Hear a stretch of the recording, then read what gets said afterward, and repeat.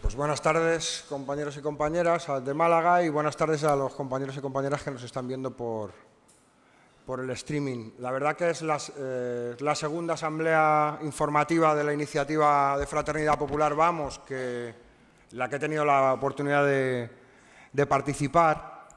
Y la verdad es que cuando empezamos a reflexionar sobre este asunto, sobre qué hacer, ¿no?, desde la Secretaría de Relaciones con la Sociedad Civil y Movimientos Sociales veníamos haciendo un trabajo pues, de relación con los colectivos sociales, con los movimientos, en la que pues, en muchos casos nos pasaban sus propuestas, las asumíamos, trabajábamos para convertirlas en iniciativas parlamentarias, esas cosas, ¿no?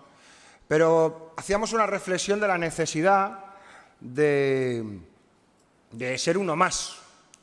De ser uno más y no necesariamente ser simplemente el que lleva las cosas a las instituciones, y que era un poco extraño, nos sentíamos un poco extraños en muchos casos cuando veíamos cómo empezaban, en algunos casos, a vernos como los que estábamos en las instituciones. Y claro, hacíamos una reflexión, ¿no?, de qué es, al fin y al cabo, Podemos y de dónde viene Podemos, ¿no? ¿Cuál es el sentido que tiene este proyecto político, ¿no? Y claro, a mí, yo sé que tenemos una inscripción como partido en el registro de partidos del Ministerio de Interior y nos presentamos a las elecciones como partido, en coalición con otros en muchos casos, pero en el fondo nosotros difícilmente se nos puede encuadrar en la figura de partido. Nosotros nacimos como un proceso de empoderamiento popular. Podemos fue el catalizador de una situación que viene desarrollándose desde el estallido de la crisis en 2008. Desde un estallido de la crisis que lo que supuso fue, por una parte, dejar de forma descarnada que el modelo económico, que el modelo social y que el modelo político que existía era incapaz de responder a las necesidades de la gente, y que en un momento de crisis las instituciones tomaban partido. Y las instituciones estaban tomando partido de forma salvaje a favor de las élites.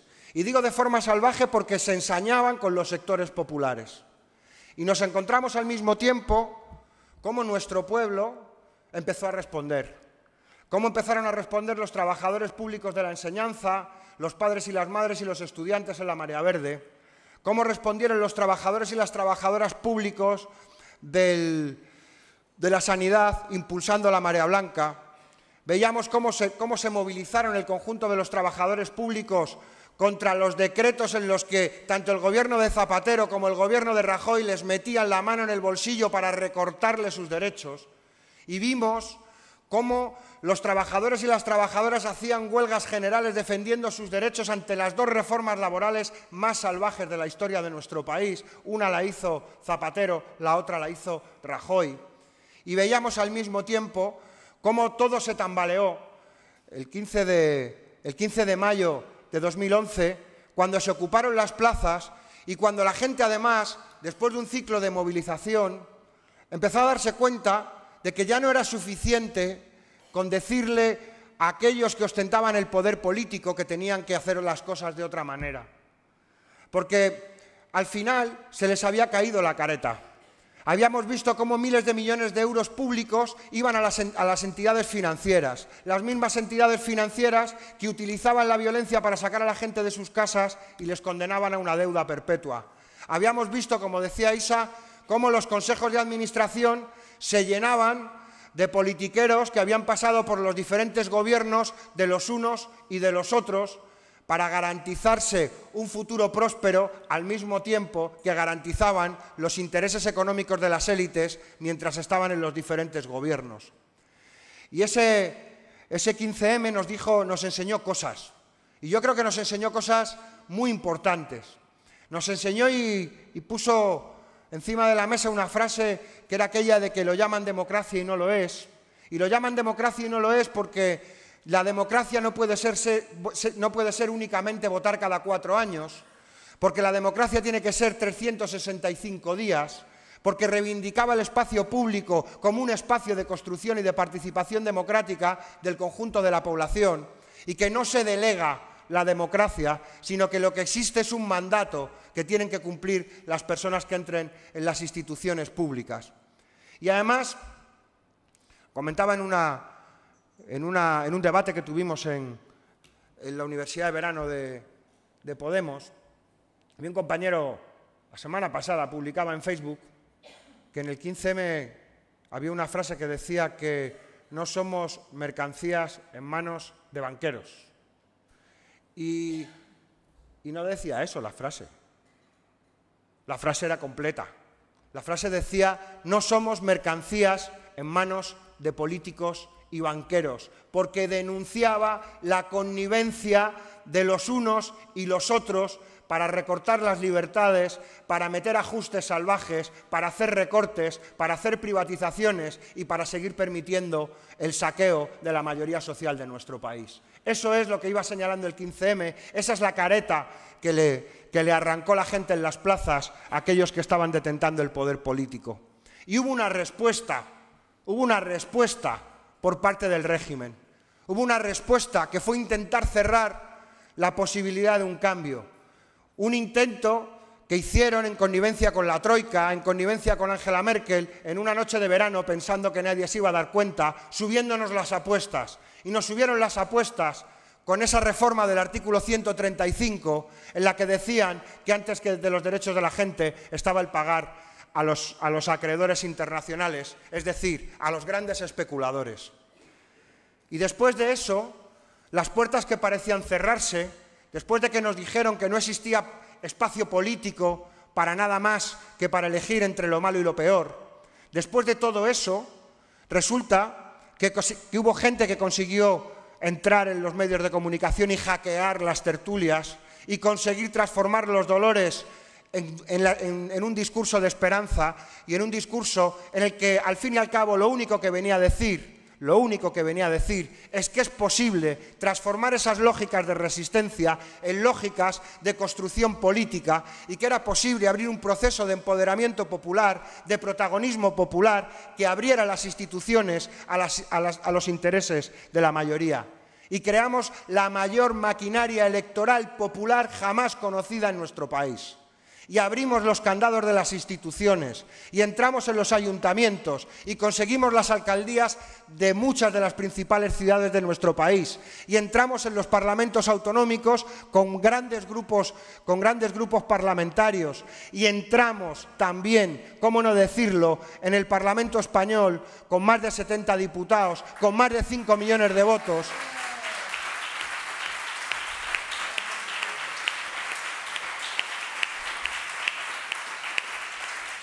Abriendo un espacio político constituyente, un espacio político que no pidió permiso para irrumpir en el proceso político de nuestro país, que no pidió nada a los bancos y que fue creado de la mano de la gente, de tanta gente que se había esforzado y había peleado durante todos estos años y que estaba cansada de que le dijeran cómo tenían que ser las cosas e iniciaba y abría la puerta al cambio político haciéndolo con sus propias manos. Y eso quizás no debamos olvidarlo en el ciclo político al que nos enfrentamos en estos momentos. Y quizás eso era la visión de esas grandes movilizaciones que habíamos tenido en mucho tiempo, cómo ese catalizador que supuso hackear los medios de comunicación, cómo ese troyano popular con coleta que metimos en las tertulias era capaz de dislocar los debates y cómo rompimos el mapa electoral. Pero durante todos estos años también hubo fórmulas de resistencia, hubo fórmulas con las que nuestro pueblo se enfrentó a los poderosos. Todos estos años han sido años de lucha social asimétrica, de una lucha social en la que yo quiero recordar cuál era el discurso hegemónico que existía al principio de la crisis, cuando empezaron a echar la gente de sus casas. Yo quiero recordar cuando a la gente le decían que había vivido por encima de sus posibilidades, cuando le decían a la gente que haberse comprado una casa de apenas 60 metros cuadrados para toda su familia era porque se había vuelto loco y no era capaz de entender cuál era su posición social y que por eso le estaba pasando lo que estaba pasando. Y esa gente, mucha de esa gente que había perdido su puesto de trabajo, que había visto cómo se le quebraba la vida porque no era capaz de pagar sus cuotas hipotecarias, esa gente nos dio una lección, no solo a nosotros, dio una lección al país entero, demostrando que es posible eso que llaman la lucha social asimétrica, que no deja de ser nada más que la batalla entre David contra Goliat. Y además, no solamente plantearon la batalla, sino que fueron capaces de ganar hasta cuando perdían. De ganar hasta cuando perdían, porque eran capaces de destapar las contradicciones de lo que estaba pasando ahí fuera. Porque era una victoria cuando se paraba un desahucio, pero era una victoria también, incluso aunque se ejecutara el desahucio, porque se veía de forma descarnada cómo las instituciones estaban por una parte rescatando a los privilegiados, rescatando a los bancos, y de otra parte estaban violando los derechos humanos de la mayoría social de nuestro país. Y eso hizo que girara la forma de pensar en nuestro pueblo, y eso hizo que girara la forma de pensar, y eso hizo que se señalase a los verdaderos responsables de la crisis. No es casual que en nuestro país haya dado una lección democrática al conjunto de los países de Europa. Mientras en otros países de Europa se señala a los migrantes, se señala a aquellos que están en peores condiciones como responsables de la crisis, tenemos que estar muy orgullosos de nuestro pueblo, que ha sido capaz de señalar a los verdaderos responsables de la crisis, las entidades financieras, el poder político y la troika, diciendo que ellos son los responsables de la crisis.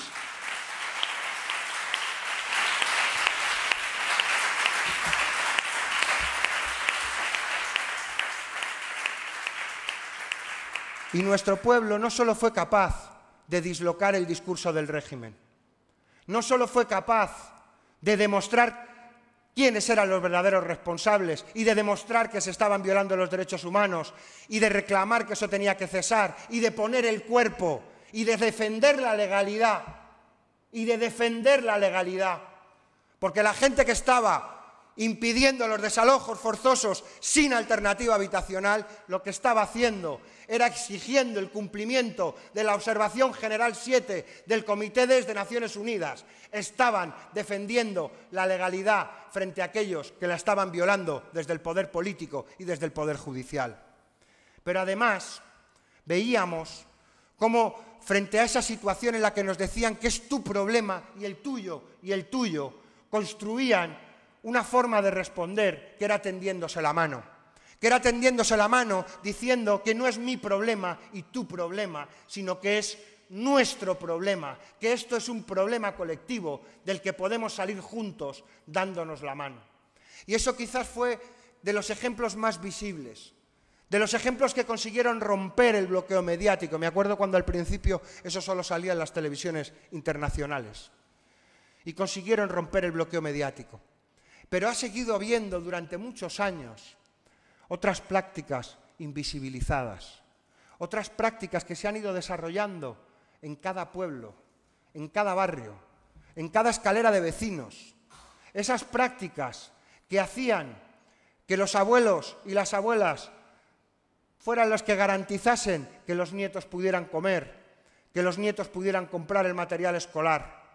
Esos padres que ayudaban a los hijos para salir adelante, esos amigos y esas amigas que se ayudaban a pagar las facturas de la luz cuando no se podían pagar o que se echaban una mano para pagar la letra de la hipoteca o la letra del alquiler. Esa gente que, como decía mi amigo Coy, está viviendo en muchos casos la dictadura del Tupperware, de tener que ir muchas veces a casa de los familiares, a tener que recoger esos alimentos para poder seguir tirando para adelante. Pero eso es una lección que le ha dado nuestro pueblo a los poderosos frente a las situaciones difíciles. Mientras desde las instituciones se imponía la ley de Darwin, la ley del más fuerte, mientras desde las instituciones se imponía de forma salvaje las leyes de proteger a esos privilegiados, nuestro pueblo respondía dándose la mano y haciendo el problema del de al lado el problema propio. Y eso le queríamos dar un nombre, y eso le llamamos fraternidad. Y esa fraternidad de la que nos hablaba Antoni Domènech, un historiador, que no es Xavi Domènech, el portavoz y compañero de En Comú Podem, que nos hablaba de la fraternidad como un concepto que nace cuando estaba cayendo el antiguo régimen, allá poquito antes de la Revolución Francesa, y decía que ese era un concepto eminentemente antipatriarcal. Un concepto eminentemente antipatriarcal, porque rompía esa relación vertical que existía entre el Señor que ejercía la propiedad sobre todos, sobre los trabajadores y las trabajadoras manuales, sobre las mujeres, sobre los hijos, y lo rompía porque convertía a los seres humanos en hermanos y en hermanas, los unos y las unas de los otros. Y eso, al fin y al cabo, abría la expectativa de una filosofía, de una posibilidad de la construcción de un modelo social de dimensión humana. Y cuando nosotros y nosotras nos planteamos la construcción de un movimiento popular democrático, tenemos que ser capaces de entender que ese movimiento popular democrático que es Podemos no puede estar al margen de esas prácticas, que tenemos que ser capaces de decir que nosotros no tenemos la solución mágica, que nosotros y nosotras nacimos aprendiendo de nuestro pueblo, que nosotros y nosotras queremos a nuestro pueblo porque no hace más que enseñarnos cosas todos los días para poder afrontar el futuro. Y que es el momento de abordar la lógica de la pedagogía popular de Paulo Freire, de construir codo con codo y mano con mano el futuro con nuestros vecinos y nuestras vecinas, con nuestros compañeros y con nuestras compañeras. Que es necesario que seamos capaces de poner en valor el concepto de la militancia. Cada vez que a mí me hacen una entrevista en algún lado y me dicen ustedes los políticos, me pongo enfermo. Los compañeros y las compañeras a las que nos habéis mandado a las instituciones, fuimos, somos y seremos militantes cumpliendo una tarea al servicio del colectivo, ni más ni menos.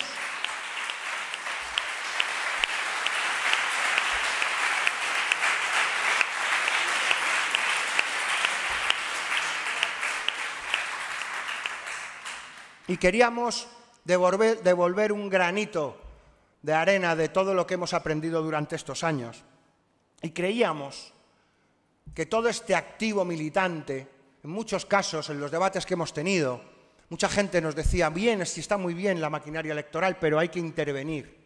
Y hay mucha gente que viene de lo social. Y era necesario que abriéramos un espacio para intervenir socialmente, para que la gente que nos encontramos cuando llevamos a nuestros hijos a los coles, cuando nos hablan de los problemas que hay en el cole, no piensen solo en Podemos pensando en sus diputados, sino que piensen en Podemos porque hay militantes que están allí, que son vecinos y vecinas a pie de obra, peleando por hacer que las cosas sean diferentes. Que queríamos asumir esa filosofía de la fraternidad popular y convertirla en una práctica militante. Por eso lanzamos esta iniciativa. Y esta iniciativa tiene dos patas fundamentales. Creemos que, por una parte, es importante romper la separación entre el trabajo institucional y el trabajo de calle. Nosotros no hemos venido a solucionar la contradicción entre las instituciones y la calle. Hemos venido a trascenderlo como lo han hecho los compañeros y compañeras en Murcia, que presentaban, por una parte, una iniciativa en el Parlamento para ver cómo salvábamos la mochila escolar al principio del curso y al mismo tiempo unos buen puñado de círculos en Murcia se ponían a hacer recogidas de material escolar que entregaban a las asociaciones de padres para garantizar que los niños y las niñas pudieran acudir al colegio con sus materiales. Ser capaces de organizar el mientras tanto, ser capaces de decir que es posible que este proceso político no es solo institucional, que este es un proceso político con protagonismo popular, porque eso al final nos puede permitir cambiar muchas veces las correlaciones de fuerzas en las instituciones. Yo os voy a poner un ejemplo, y tiene una gotita de autocrítica. La ILP de la vivienda en Cataluña. Lo comenté en otra de los debates que hemos tenido. La ILP por la vivienda y contra la pobreza energética que se impulsó en Cataluña tuvo el voto favorable de todos los grupos políticos, incluido el Partido Popular y Ciudadanos. No se pudo oponer ninguno, no se atrevió a oponerse ninguno. Luego el PP en Madrid cogió y lo recurrió al Tribunal Constitucional y está suspendida la ley. Pero allí no se atrevieron. Pues esa misma ley la tradujimos nosotros del catalán. y la presentamos en el Parlamento andaluz. La presentamos. ¿Y sabéis lo que pasó? Que Susanita y los amigos de Rivera dijeron que no se podía ni discutir, que no se tomaba en consideración. ¿Qué nos había faltado? Calentar, preparar, organizar, empujar. Porque lo que nos estaba demostrando esas dos experiencias, por una parte, que necesitamos muchísimo hacer trabajo entre los sectores populares, que nuestras propuestas no deben ser nuestras propuestas, sino las propuestas de la mayoría social, que cuando llegan a la institución saben los que están en la institución que hay mucho pueblo detrás dispuestos a defenderlas. Y al mismo tiempo lo que nos está enseñando eso es que si hay empoderamiento popular, si hay protagonismo popular, si las propuestas están empujadas por la mayoría social, podemos ser capaces de dislocar la aritmética parlamentaria. Que no se nos olvide nunca, porque ahí hay grieta y ahí hay que seguir empujando.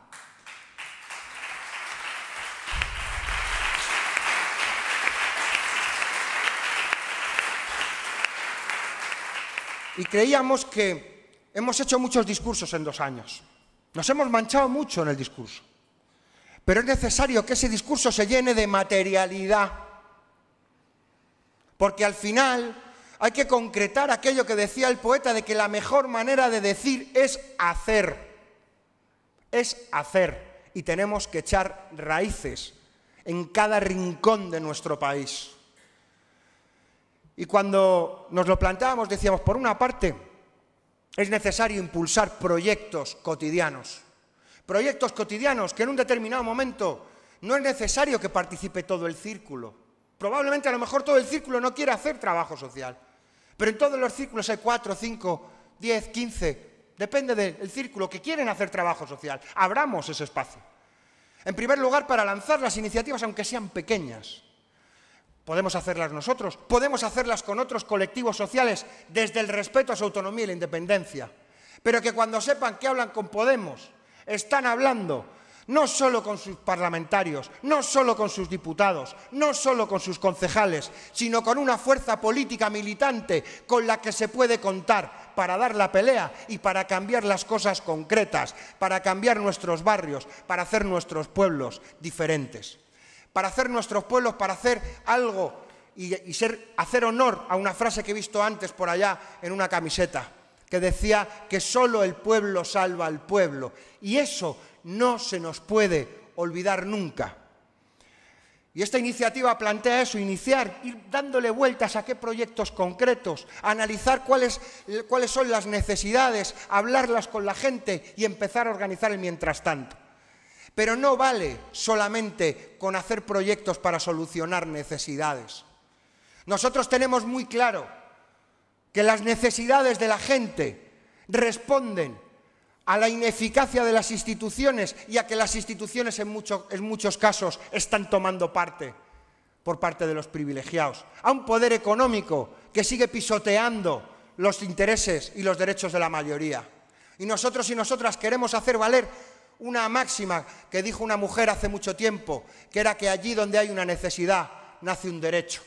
Y ahí tenemos que estar nosotros y nosotras para organizarlo, para decir que cuando nosotros y nosotras tenemos que echar una mano, juntarnos con los vecinos y organizar una ludoteca, no solamente vamos a organizar la ludoteca, sino que vamos a señalar y vamos a decir que la institución ahí está dejando de cumplir con sus obligaciones. Que cuando en un cole, si nos ponemos de acuerdo con la asociación de padres porque tienen una deficiencia, porque les han cortado, con los recortes les han quitado los profes de apoyo, porque hay muchos chavales que no tienen actividades extraescolares y hay que meter el hombro para asegurar que todos los chavales tengan la posibilidad de tener acceso al derecho a la cultura. No vamos a olvidarnos de que ese es el resultado de los recortes, de que ese es el resultado de las políticas antisociales que se está haciendo desde las instituciones. Con una mano construyendo y articulando el empoderamiento popular y con la otra señalando a los poderosos y tirando de ellos para conseguir que los derechos se conviertan en una realidad. Y por eso, al mismo tiempo que esos proyectos locales que nosotros y nosotras no vamos a decir cuáles hay que hacer. Nosotros y nosotras precisamente entendemos que lo que hace falta ahora, cuando hablamos de poner en valor el concepto de la militancia, del héroe colectivo que se enfrenta a la adversidad, no nos hace falta gente que cumpla las directrices a rajatabla que llegan de los organismos de dirección. No necesitamos eso.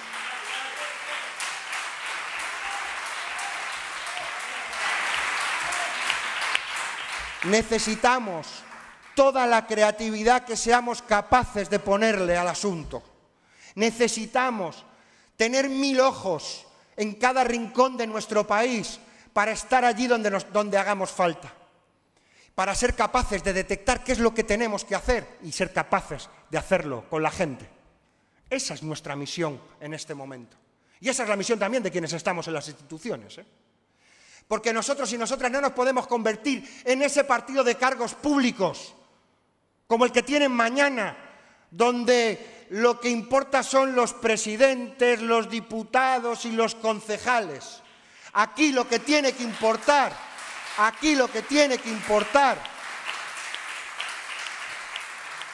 es la capacidad de organización popular, de control popular de las instituciones desde lo cotidiano, porque eso es realmente construir la democracia.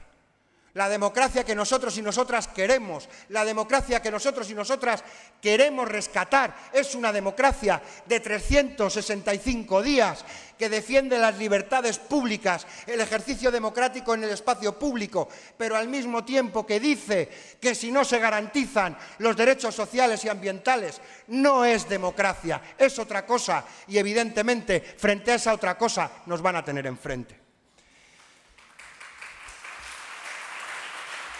Y creíamos que era muy importante, por tanto, al mismo tiempo, evitar o enfrentarnos también a ese síndrome del corredor de fondo que tienen muchas veces los grupos de militantes en cada pueblo, en cada barrio, que están 4, 5, 10, dejándose el pellejo para levantar las cosas, y parece como que no hay nadie más que esa gente, ¿no?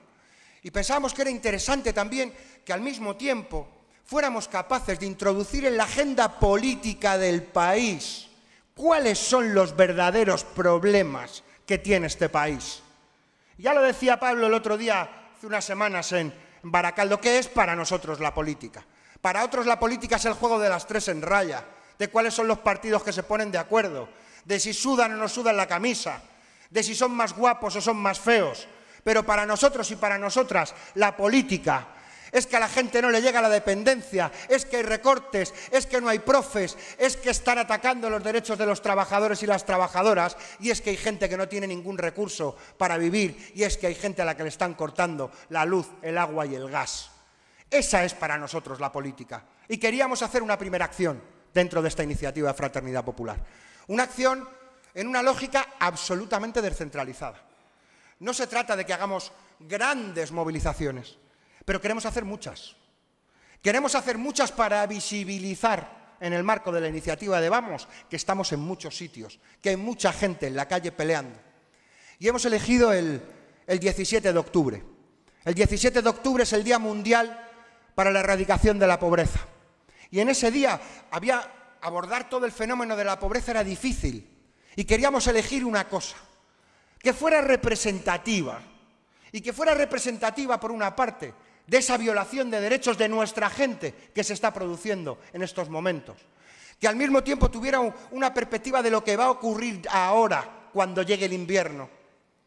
Y que quería señalar al mismo tiempo la complicidad que existe entre el poder político y las élites económicas de este país, en las puertas giratorias que son las que engrasan los cortes de luz en nuestro país o los abusos en las facturas de la luz. Hemos visto cómo prácticamente ha subido el 70 y tantos % en los últimos años la factura de la luz en nuestro país desde el 2008. Casi un 100%.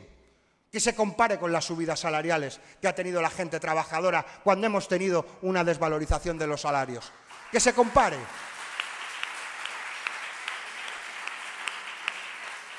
Y hemos elegido ese día y hemos dicho, se acerca el invierno, nadie sin luz. Nadie sin luz, no solo porque las instituciones puedan cubrir y proteger, claro que sí, pero es que tenemos otro problema. En este país, cuando se liberalizó eso del mercado eléctrico, digo liberalizar porque lo que hicieron fue apalancárselo entre cuatro. Cuando se hizo eso, entre todos y todas, pagamos un facturón a las empresas eléctricas. Y hubo trabajadores públicos que se pusieron a hacer la cuenta en esa factura.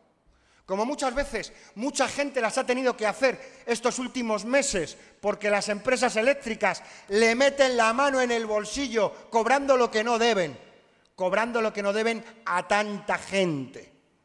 Pues eso no solamente se lo están haciendo a la gente en cada una de sus facturas de la luz de forma masiva, sino que se lo hicieron al Estado, a todos y todas.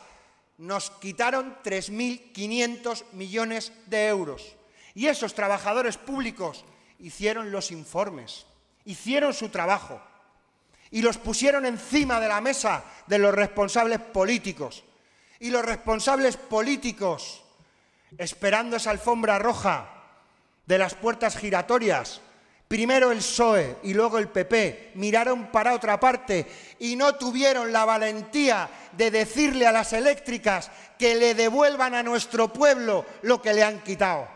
Y nosotros y nosotras queremos decirle el día 17 que la pobreza energética en este país tiene responsables y que no estamos diciendo que los poderes públicos paguen la factura, porque nuestro pueblo ya ha pagado la factura y lo que queremos es que no le corten la luz a nadie que esté en situación de vulnerabilidad y que se haga una auditoría cuanto antes que frene los abusos en la factura eléctrica de la gente trabajadora de nuestro país.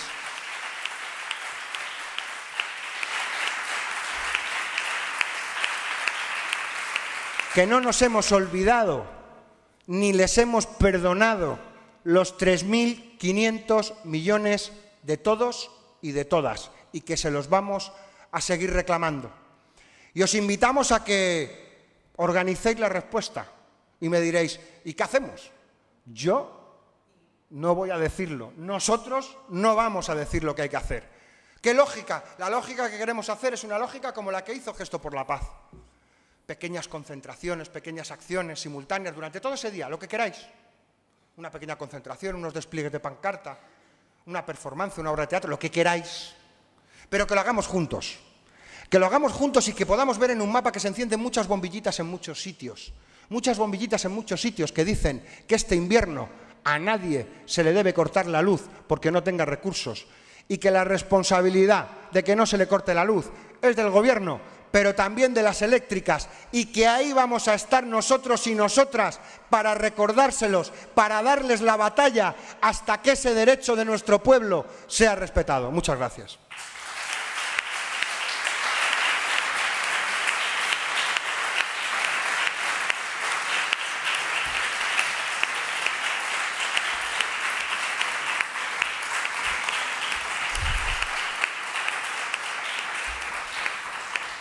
Si os parece, ahora podemos abrir un turno de intervenciones, de preguntas y le damos un poco de vueltas porque hemos hecho así un primer esquema de qué es lo que es la iniciativa y seguro que hay más preguntas.